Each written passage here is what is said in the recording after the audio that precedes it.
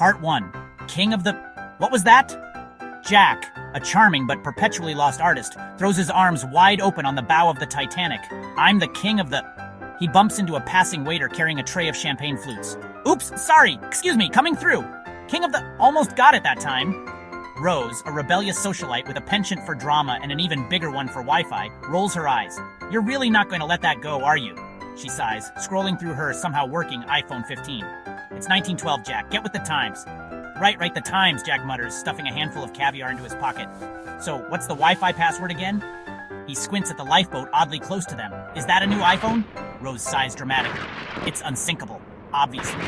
And that, my dear clueless artist, is a lifeboat. Part 2. Iceberg? More like Icema. Meanwhile, on the bridge, Captain Smith squints at a blurry shape in the distance through his antique telescope. Is that a giant ice cube? He asks his first mate, a nervous fellow named Murdoch who constantly refreshes his Twitter feed.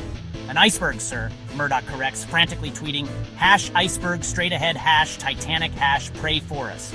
The iceberg, however, turns out to be quite underwhelming. Instead of a majestic ship-sinking behemoth, it's more of a sad, melty puddle with a slight attitude problem. Are you sure that's it? The captain asks, peering over his spectacles. Looks more like someone left their ice cream out in the sun. Murdoch, now live-streaming the event, nervously adjusts his collar. Maybe it's just having a bad ice day, sir. Part 3. Rivalry on the high seas. Below deck, two bickering crew members, Gigi and Ethel, are locked in a fierce rivalry over who makes the best cucumber sandwiches. My dears, Gigi says to a group of wide-eyed passengers, you haven't tasted a cucumber sandwich until you've tasted one made with my grandmother's secret recipe. Ethel scoffs, pushing past Gigi with a silver tray laden with her own cucumber creations. Please, Gigi. Everyone knows my sandwiches are the real deal. They're so good, they could bring peace to the Middle East. Their feud reaches its peak when Ethel accidentally spills a pitcher of iced tea on Gigi's freshly ironed uniform.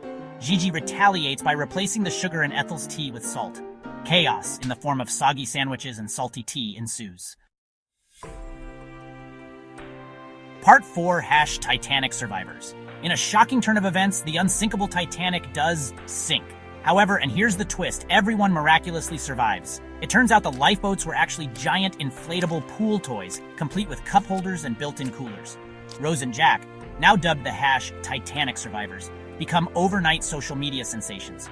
Their survival story goes viral, they land a reality TV show deal, and Jack finally gets that art exhibition he always dreamed of, though it's mostly just his interpretations of the various snacks served on the lifeboats. The Titanic, meanwhile, is salvaged and turned into a floating museum water park. The most popular attraction? A replica of the iceberg, now complete with a slide and a wave pool.